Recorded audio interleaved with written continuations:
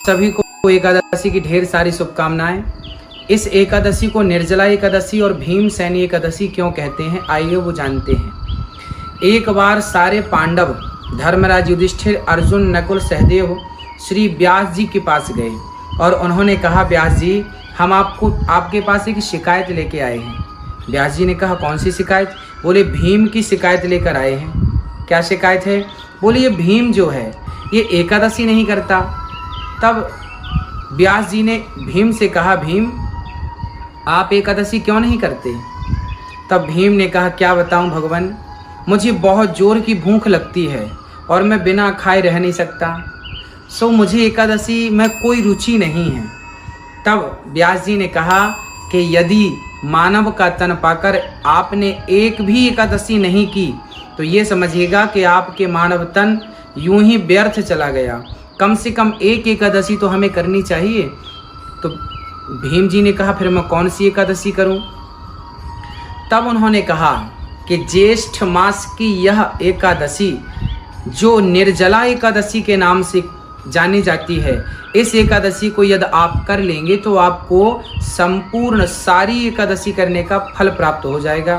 फिर आप साल में इस एक एकादशी को कर लिया करें, अन्य एकादशी करने की फिर आपको ज़रूरत नहीं पड़ेगी।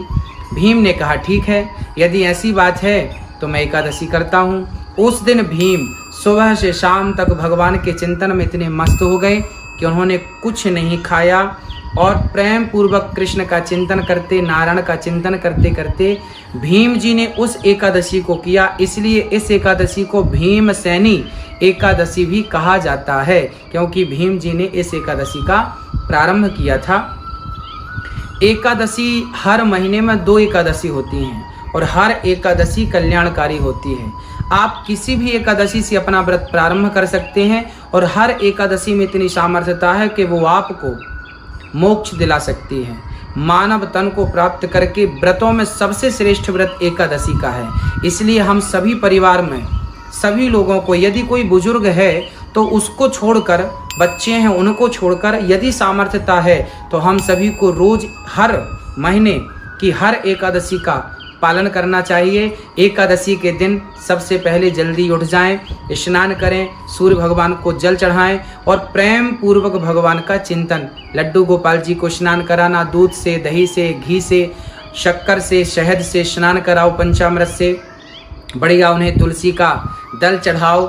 एकादशी के दिन क्या करना है कि तुलसी पहले ही एकादशी के पहले, जैसे आज एकादशी है तो एक दिन पहले हमें तुलसी तोड़ लेनी चाहिए और तुलसी से एकादशी के दिन गोपाल जी का अभिषेक करना चाहिए। बढ़िया, कृष्णाय नमः, नारायणाय नमः, नारायणाय नमः, नारायणाय नमः।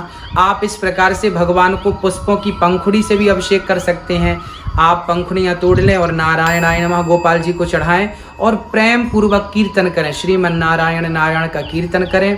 पूरे घर के लोग कीर्तन करें, प्रेम से, भाव से कीर्तन में झूमें और लोगों को भी कीर्तन कराएं और लोगों को भी कीर्तन करने की प्रेरणा दें।